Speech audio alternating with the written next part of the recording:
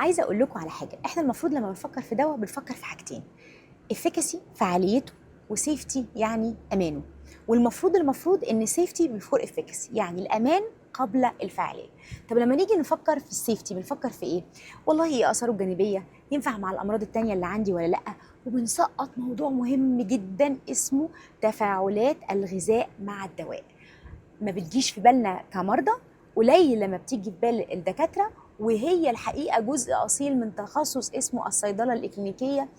مش بشوف قوي اثرهم في الموضوع ده، يمكن في المستشفيات شويه، ولكن المفروض انه بالذات اصحاب الامراض المزمنه اللي بياخدوا 3 4 5 ادويه يتراجع معاهم تداخلات الغذاء بالدواء. زمان واحنا صغيرين كانت ماما بتعمل دايما دايت، وكان في دايت شهير جدا جدا مليان جريب فروت. امي كانت بتجيب فروت، عمتنا جريب فروت، وبتجيب كميه كبيره جدا، ولازم كل يوم بيضه وكوبايه عصير جريب فروت. النهارده انا بحمد ربنا ان امي ما كانتش بتاخد ادويه وقتها. ليه؟ لان الجروب فروت ده فيه ماده بتحفز تكسير الادويه جدا، وبالتالي اي ادويه بالذات مثلا حاجه زي ستاتين، اللي هو طبيعي جدا حد عنده سمنه وعنده عايز يخس في الوزن يكون عنده دهون وبياخد الستاتين، فياخد الجريب فروت مع الستاتين وتحصل مشكله كبيره جدا جدا، لانه بيخلي الادويه دي تتكسر بسرعه، وبالتالي اعراضها الجانبيه ولو في كمان سميه تزيد جدا.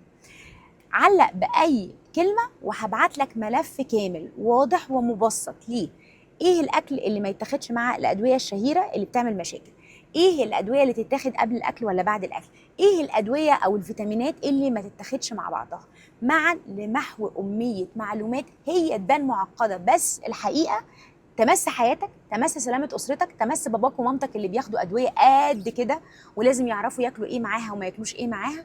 المعلومات طالما تخص حياتك اصبحت صعبه سهله، فرض عين انك انت تعرفها. ده بالنسبه للبابليك. بالنسبه للاطباء، اهتموا يا جماعه بالفود دراج انتر اكشن. وانت بتكتب دواء بتسال نفسك الدواء ده ينفع مع المريض بتاعي عنده كذا وكذا وكذا، يبقى الدواء ده ما ينفعش معاه. لا، فاضل كمان نزود كلمه ياخد معاه ايه وما ياخدش معاه ايه من الاكل، ياخده قبل الاكل ولا بعد الاكل.